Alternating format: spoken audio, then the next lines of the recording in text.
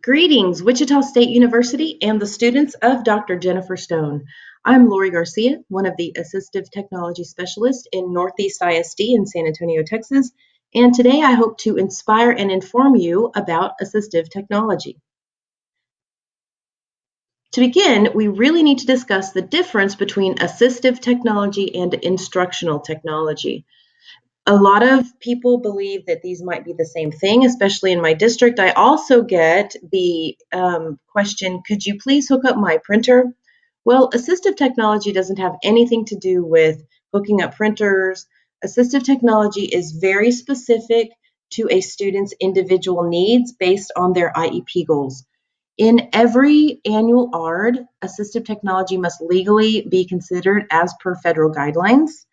And instructional technology is very different. Instructional, also called educational technology, really focuses on all students and some type of integration of a technology support that could either inspire them or help to further support their learning goals. Assistive technology is meant to help a student to access the general ed curriculum. They may need this support due to a motoric impairment. They may need this support due to a cognitive need, a visual impairment. There are, of course, a wide variety of needs which a student may find themselves benefiting from assistive technology.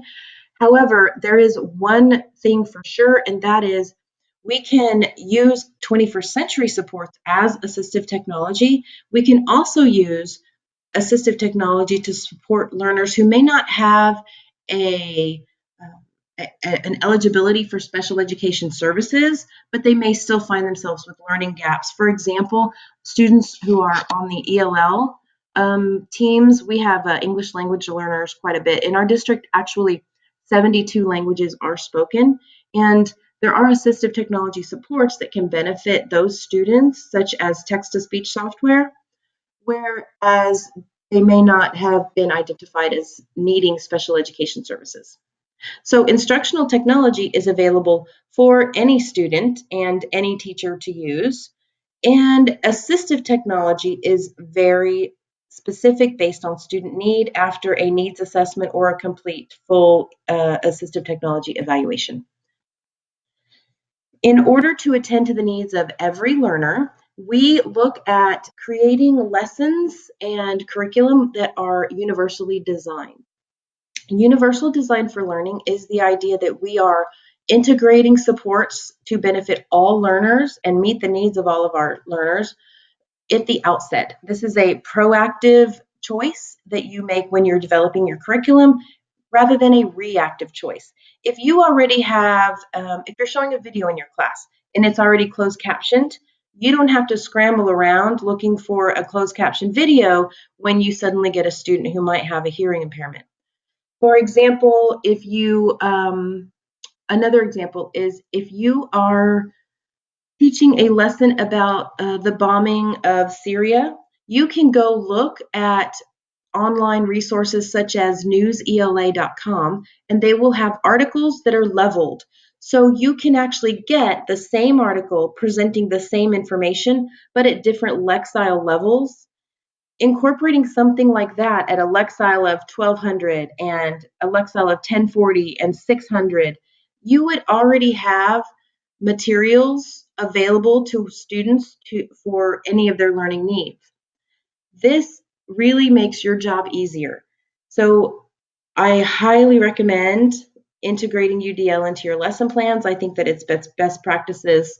The tenets of UDL, as you can see here, the first one is to provide multiple means of representation.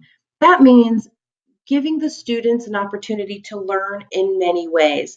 If you're going to teach a lesson about making salsa, for example, some students will do better with a paragraph explaining how to make salsa. Some students will do better with a recipe with maybe images put on there of salsa, making salsa in action. Some students will do better with a video about how to make salsa, and some students will do better by just making the salsa as they're learning kinesthetically. So that's one way of providing multiple means of representation in a classroom lesson. The second tenet of UDL is to provide multiple means of action and expression. And what that means is allowing the students to demonstrate their mastery of the curricular objectives in an array of ways. So they might do best by writing a 3 to 5 paragraph essay on the topic. So they're writing maybe about the muckrakers. Some students will do best to write an essay about the muckrakers. They can research, they can write, they can document everything in that format. Some students will learn more by filming, creating a film about the muckrakers. Some students will do better by taking pictures around campus that represent for them something that the muckrakers would have been investing their time in. There are just so many ways. Some students would like to do a poster, some students would like to do a presentation. So we really need to be looking at allowing students to demonstrate their knowledge in many ways.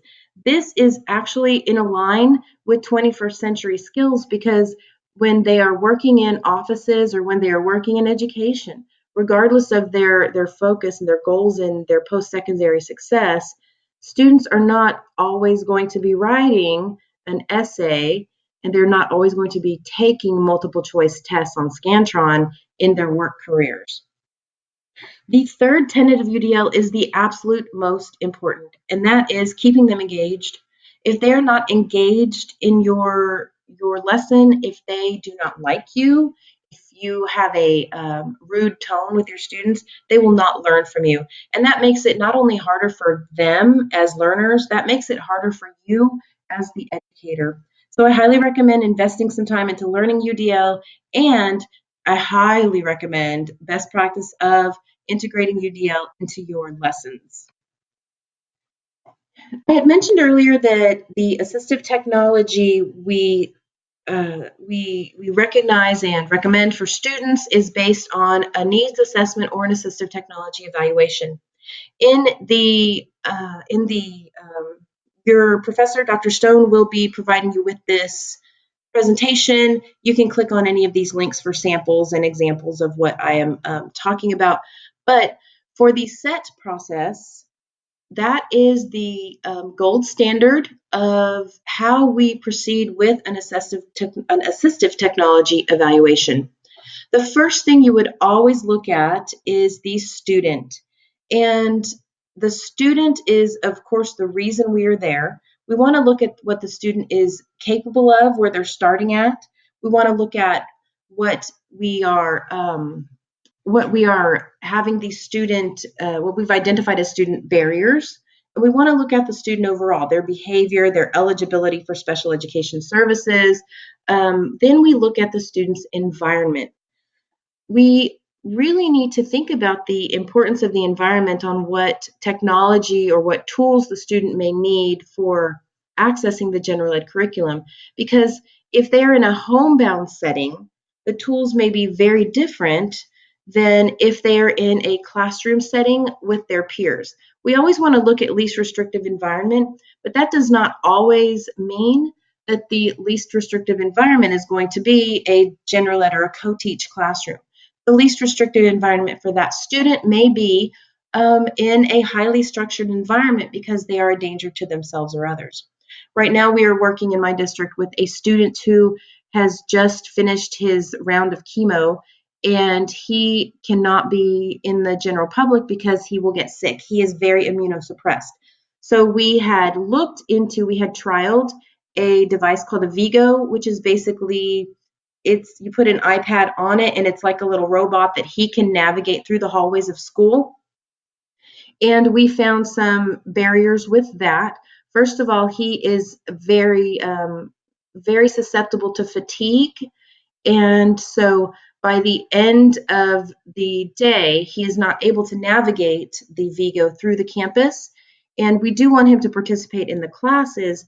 However, if he nods off during class, if he kind of falls asleep or just doesn't have the energy to fully participate in the question and answer sessions, that is definitely a problem. Another issue that we found with integrating the Vigo into his daily routine from home so that he can be part of the classes is that you can see students and their faces. So this, we really talked at length as to if this violates FERPA. And although the Vigo doesn't record, what we did find was someone could theoretically be recording the screen that the student is watching. So also a problem with the Vigo was that it kept losing the Wi-Fi connection and would just stop in the middle of a hallway, and the student wasn't able to navigate the Vigo to his next class. What we've gone with instead, based on the environment and the technological issues, what we've decided to move forward with instead is having a live feed in each classroom that just shows a few students who have signed off on the photo regulation requirement and the teacher. But it's not only a live feed, but it's also being recorded with, I think we're going with WebEx. We were going to go with Adobe Captivate, but that didn't quite work out. So the environment is very important when we're looking at a tool that might be most beneficial for a student.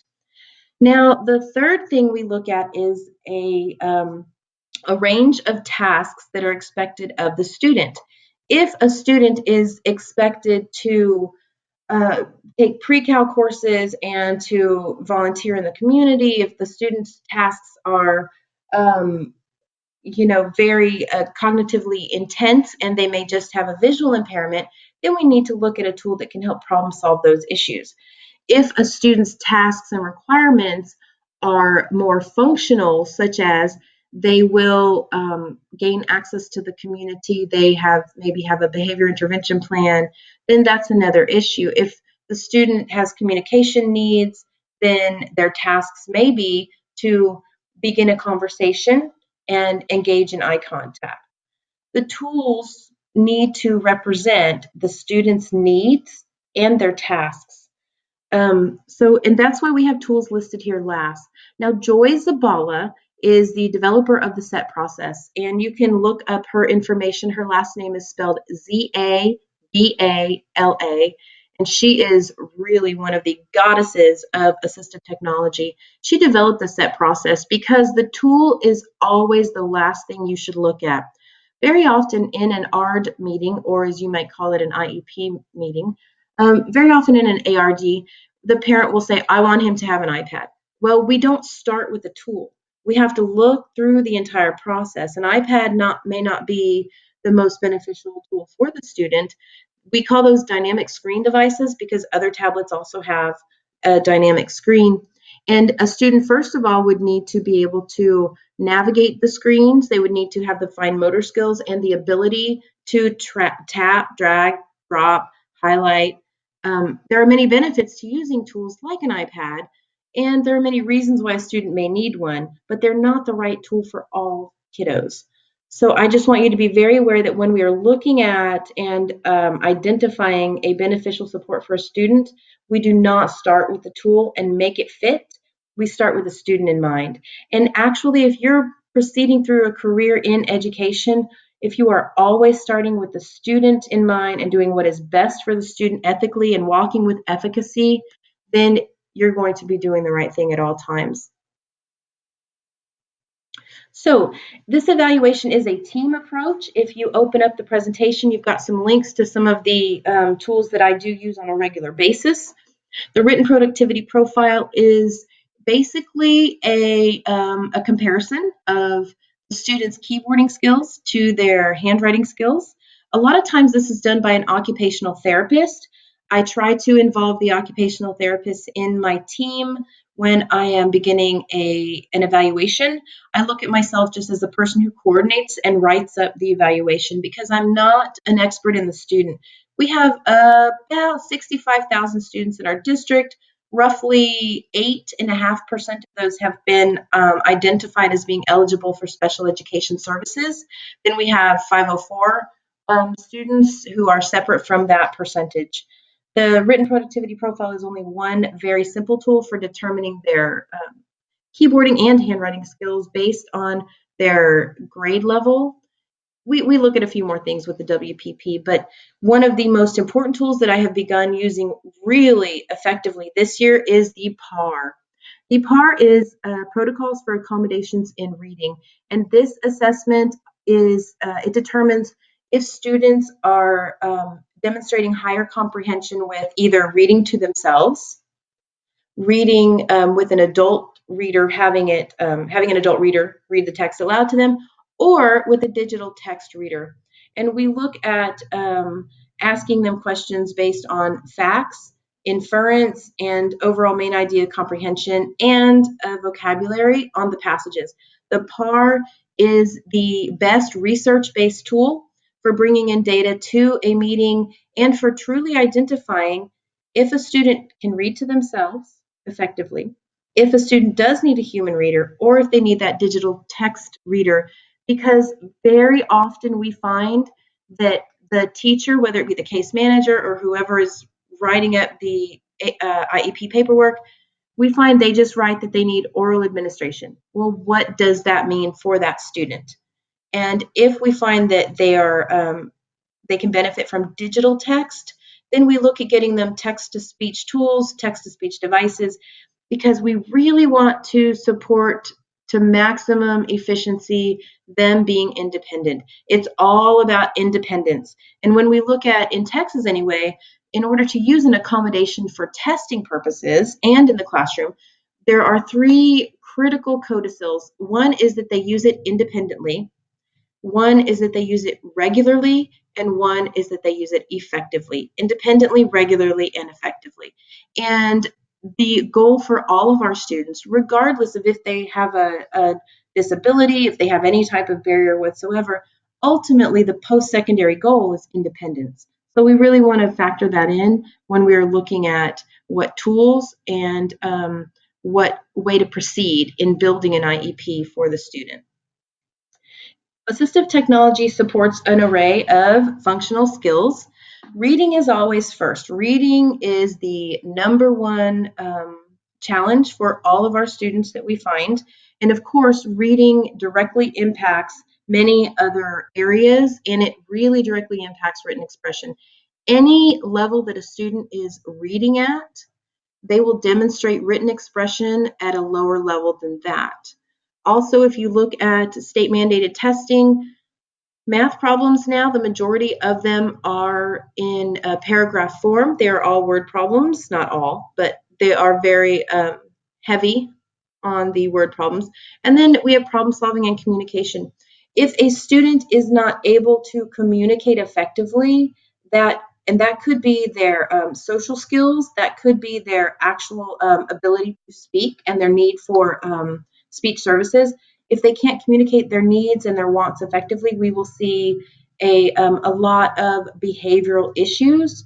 They may hurt, they may be sad, they may be scared. If they cannot effectively tell us what they need, maybe they need their pencil sharpened, then they will be more prone to meltdowns, and that affects them, that affects you as the educator, that affects the entire classroom. So we look in assistive technology at supporting just a whole pocket of tasks and skills for our students.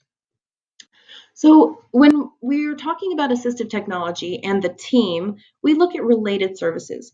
Related services are a relatively new concept as far as the academic world goes, and assistive technology is only one of the related services. And in fact, we're a very special piece because to be an assistive technology specialist, you do not need a specific specific certification, although there are some available. You can become an assistive technology professional through organizations such as RESNA. But for the other related services folks, such as physical therapists, occupational speech and orientation mobility, those do require specific certifications.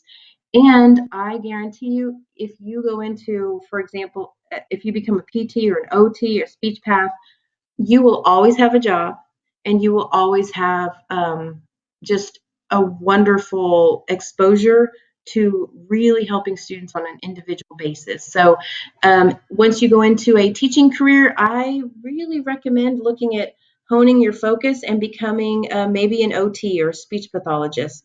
You will definitely benefit in your career and your life.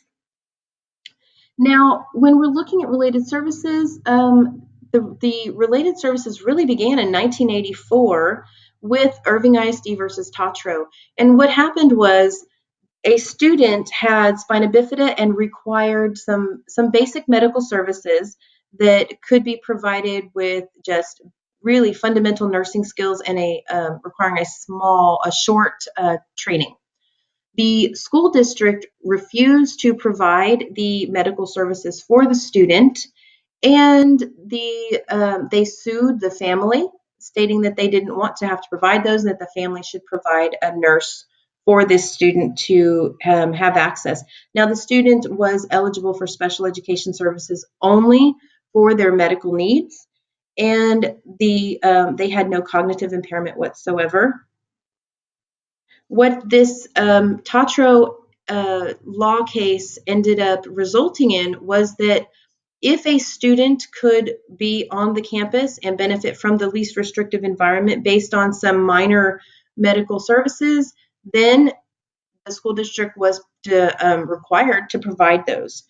Then that expanded even more, the related services expanded even more to include not only medical services, but the physical therapist, occupational therapist, speech pathologist, counseling services, etc. So we've really benefited from the students have benefited from the Tatro ISD versus Irving case. I'm sorry, Irving ISD versus Tatro case. Now, I typically support students with high incidence disabilities. Here is just a short list of some of the tools that are available to help those students with high incidence disabilities. What that means is students whose disabilities happen more frequently. These are your disabilities such as reading and writing and math. We would have maybe math calculation, math computation, written expression, reading comprehension, reading fluency, basic decoding. Some of these are the more frequently seen disabilities, and those tend to be what I support, and I tend to find more of a need at the middle and high school levels as the rigor increases. So here are some tools that we have available to us. One of these that I have really been proselytizing lately is the Read and Write for Google Chrome extension. There is a video on my YouTube channel that explains this. I want to give you a short example of the Read and Write for Google Chrome extension. As you can see up here, I have many extensions that I like to try to use with my students, and I add more and I take more away just to see what can be beneficial for students. What I want to show you is based on some of the passages from the PAR, which is the Protocols for Accommodations in Reading that I had exposed you to earlier. I'm going to open one of the articles. I have transcribed this article into Google. This is Google Docs. What you'll see is the Read and Write for Google Chrome extension automatically integrates with Google Docs. But up here in my URL toolbar, the Read and Write can be used to read anything on the internet that is not an image. It will not read an image of text. It must be true text. So here you go. I'm going to play this a little bit for you. Body art. For thousands of years, humans have marked their bodies with permanent designs. Body art has been worn as a status symbol, a declaration of love, self-adornment, and even a form of punishment. Once considered rebel art, body art has evolved into an acceptable form of self-expression. Okay, so some of the things that you can notice immediately is that it highlights the words and it highlights the phrases. There is a lot of research done on the impact of highlighting words as they are read aloud. This way, the students can immediately see the word, it increases their fluency, it increases their sight word attack skills, and it helps them to stay focused and helps with tracking of the text. There is so much research done on this, and you see I keep talking about research and research. When we're really looking at finding beneficial tools and supports for students and how we're going to teach students based, just basic good teaching practices, the only thing we can truly believe in is research and data. So There is research done on the effect of text-to-speech supports for students. There is research done on the highlighting of text and how it can help students. This particular tool, you are able to go in and change the voice based on what a student needs or prefers. And most importantly for me, you can change the speed. If a student is trying to digest text at a very high level or a more complex idea or concept, such as stoichiometry, then you would want the speed to be reduced for that student. If a student is reading something fun like Sisterhood of the Traveling Pants, I don't know, then you could have the speed at a much higher level and they would still be able to understand and enjoy that text selection without losing focus. So back to our presentation, there are many other tools available for students. Solo Suite is it's an entire suite of software. Then there's also Kurzweil. This is the gold standard for most community colleges and universities. Kurzweil is a text-to-speech software with just so many supports integrated into it. It has word prediction supports, it has writing supports, it has organizational pieces for help in writing. Really highly recommend the Kurzweil for universities. Okay, so then we're looking at the next we're going to talk about is digital novels and textbooks. It is every district's duty to provide digital text to students who require that to make measurable progress and to access the curriculum. One way that we do that in our district is providing Overdrive. Overdrive is a online library available through our local library as well as our school district library. There are audiobooks, there are ebooks, there are videos, there are music, many things that can help a student. Also, we have an organizational account with Bookshare, and we recently began an organizational account with Learning Ally. Bookshare is an online repository of digital text. That just means an online library. It is specifically for students with print disabilities. Bookshare right now, you can see, has today 545,911 titles. Bookshare, in order to qualify for Bookshare, you must have a print disability. What that means is either a visual impairment, which would automatically qualify you for an account as a member with Bookshare, also a physical disability. The physical disability is really meant for when you are unable to get a print book from maybe from the shelf, hold the pages open, turn the pages, and really manipulate the physical copy of the book. That is the type of physical disability that would qualify someone for an account and a membership with Bookshare. Now, the third one is a little bit more complex, and that is the learning disability. In order to qualify for a member account with Bookshare based on a learning disability, you must have a severe print disability, such as severe dyslexia, where you cannot at all read a book and you would require the use of digital text and a digital text reader to access the content. Now, we often get inquiries about students with autism or other students with maybe intellectual disabilities that do not have a print disability. They would not automatically qualify for Bookshare. However, Learning Ally now has a grant through the state of Texas, and I don't know what the particulars would be for your area of the country. However, Learning Ally does accept students and users based on a fourth area of need, and that is any student who has a documented reading issue or reading impairment. So if a student has an IEP in the area of reading, then they would automatically qualify for Learning Ally, which that would not qualify them for Bookshare. So one extra benefit of Learning Ally is that they do allow for another eligibility area.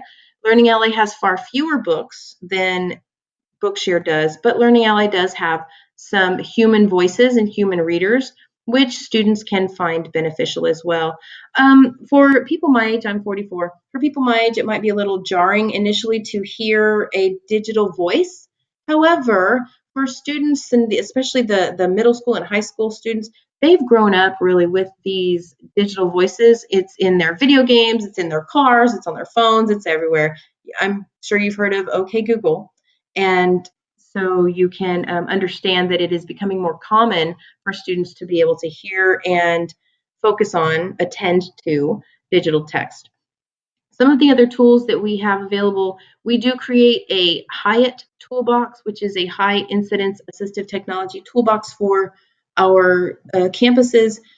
This is the low incidence tools that we want them to try first. It's always best to look at low incidence tools first because these are what are going to be available to our students on a regular basis. If a student is using, for example, an iPad to read their text based on the accessibility features of the device, the iPad might not always be available. It might break, it might not be charged. So we want to give students other methods of accessing their needs. Okay. Now, low incidence disabilities are the disabilities that do not happen quite as frequently. We sometimes see a crisscross, kind of a crossover between high incidence and low incidence disabilities. However, the low incidence disabilities tend to be these students who are functioning at a, um, a level where they really require much more support.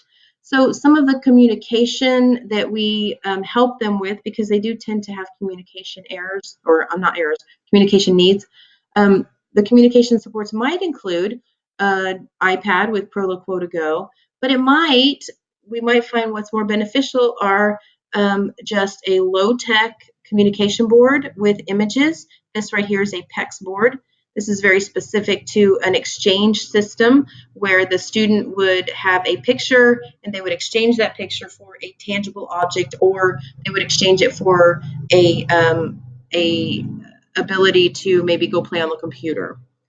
We also encourage text-to-speech readers for the students in these classes because some of them, although they do show significant gaps based on their same age level peers, they could also benefit from increasing their skills and using different tools such as Write Out Loud is one that's really great. As they type, it will speak what they have typed out loud, and that gives them instant auditory feedback. We have many other tools that can help our students with low incidence disabilities. And on our assistive technology team, the people who primarily help with that are speech pathologists because of the intense value in communication support for these students. And let's look at all of the disabilities that we find. We have orthopedic impairment, speech impairment, traumatic brain injury, autism, intellectual disability, emotional disability, visual impairment, auditory impairment, specific learning disability, other health impairment. Oh my gosh, there are so many. And I promise you, at one point or another, your life will be impacted. You will teach and or love a student who has been diagnosed with any or all of these eligibility areas. So please do not think that whatever you are teaching, you will not have one of these students in your classroom. You will. You definitely will. Reading and writing is the most highly needed area of support. This also is the area that impacts every single academic area that we have for our students. So please understand that you will have students who struggle in the areas of reading and writing, and it is beneficial to you to identify ways to help these kiddos. Areas of challenge, these we've already addressed, and I just want you to really be aware of the fact that each individual who has been diagnosed with one of these disabilities will demonstrate very different needs. A specific learning disability may just affect someone's area of reading comprehension and written expression, but it may also affect their math computation, their math reasoning, their math calculation. A student with an emotional disturbance can demonstrate very different behaviors. Maybe they have anger issues, maybe they have fear issues. Traumatic brain injury is one that is you find when a student has maybe been involved in a car accident. this is a very complex eligibility, because often you see the families are mourning the child that they used to have, and they were, given the situation, they were given some type of traumatic event that caused a student to have a brain injury. They may just be getting used to it themselves. The family may also be experiencing grief for the life that they thought they were going to have for their child. And then one that you will find, oh my gosh, you will find every class you have will have a student enrolled with another health impairment. Typically, that is ADD or ADHD, and this can demonstrate itself or manifest itself in many ways. The students with ADHD can be so incredibly smart. Oh my gosh, they can just focus on many different things, and they have such a creative way of thinking. But if they can also be highly challenging to engage in the classroom activity. They can be distracted by the sound of lights. It can be distracted by the sound of a lawnmower next door that my neighbor is mowing his lawn, of course, right now. So please be, throughout all of these students that you will come across, please just be kind and compassionate. The best thing you can do is to understand that they need just as much guidance as any other student. Students with an auditory impairment or visual impairment. Remember, students with a visual impairment will always qualify for free digital access to Bookshare or Learning Ally. And even for a student who does not qualify for Learning Ally or Bookshare, we are still legally required to provide digital text to those students, and that you can often find, for example, textbooks. You can get those in digital format from the publishers. They just require a little information about the student, their eligibility, and you have to sign a form. And they will send you typically a PDF version. They'll sometimes ask you if you want a PDF version or a Microsoft Word version of the file. And orthopedic impairment. This is a former president of ours, and don't assume anything about any student.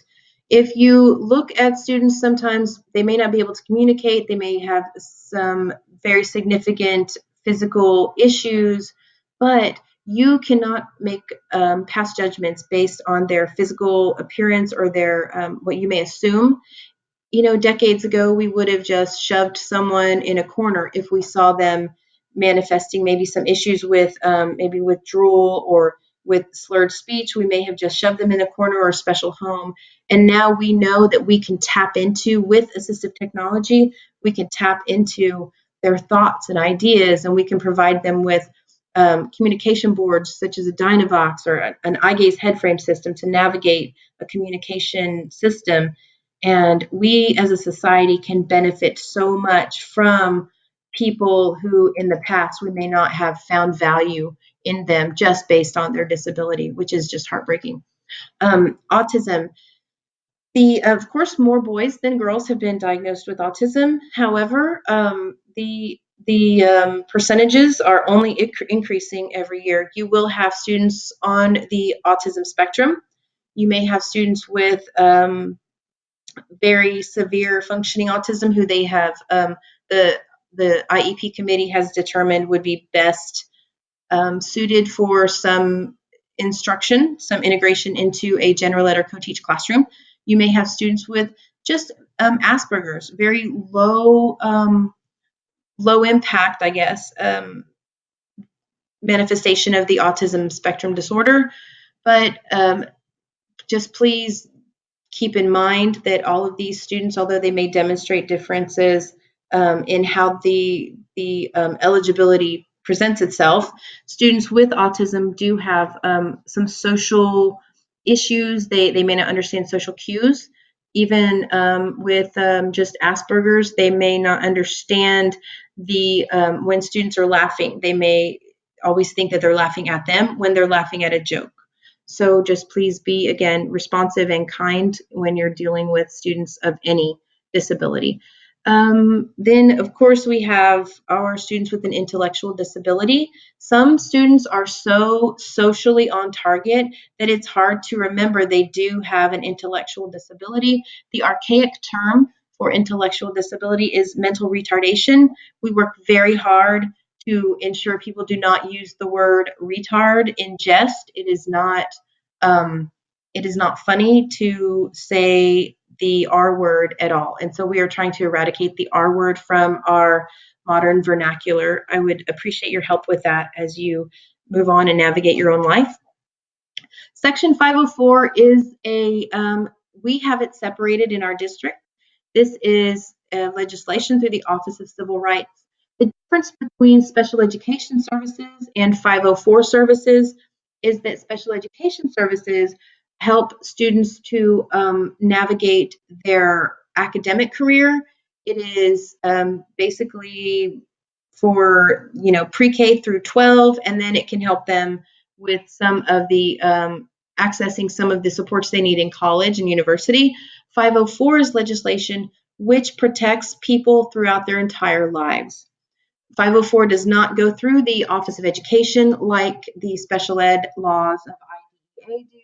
504 actually goes through the Office of Civil Rights, and people are given the opportunity to sue based on their civil rights discrimination if they're not being supported as they need to be by their employer or by their school.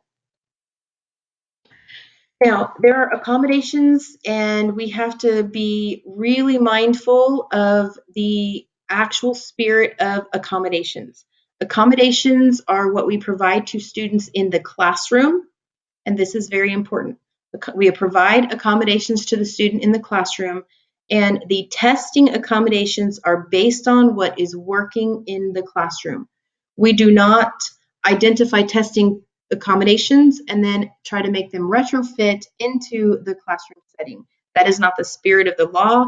That is not best practices. That is not the intent of accommodations at all.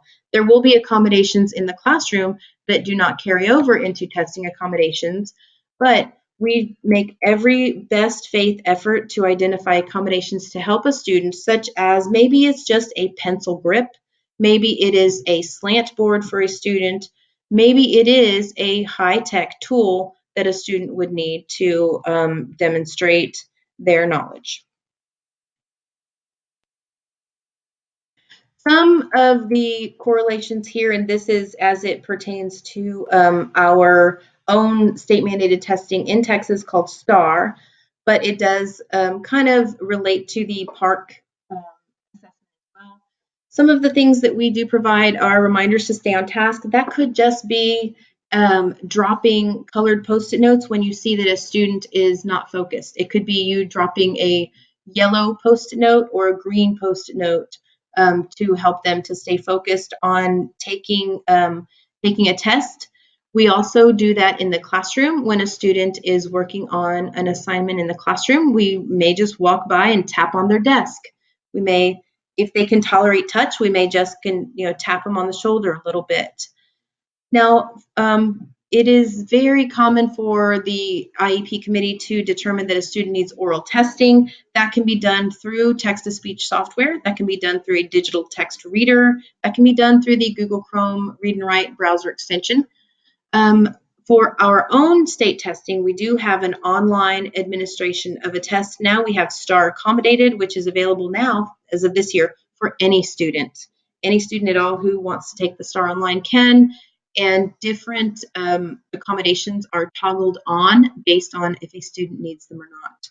So as you can see here with this chart, it's really a good idea to understand what is available in your district and your state and how you can implement that in the classroom. We would need to collect data to determine if it is effective in the classroom, and then we would recommend it to the ART committee for a testing accommodation if it is allowable on your specific state test. Now, the IEP, oh my gosh, we do call the IEP, the Individualized Education Plan, we do call that an IEP, but our meetings here in Texas, we call those the ARD or ARD meeting. We must always remember that this IEP plan, this plan is a legal document.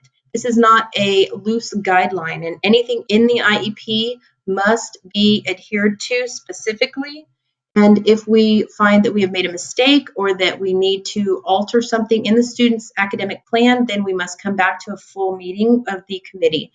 The only two voting members in the committee are the family, the parents of the child, or the administrator.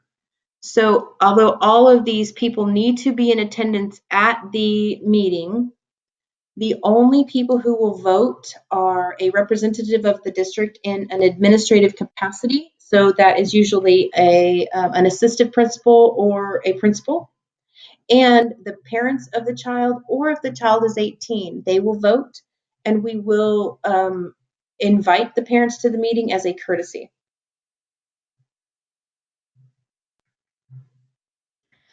Special ed teachers, I do believe they are superheroes. I was a special ed teacher many years ago, and I am just I am overwhelmed with how much we have actually added to the load and expectations on our special education teachers.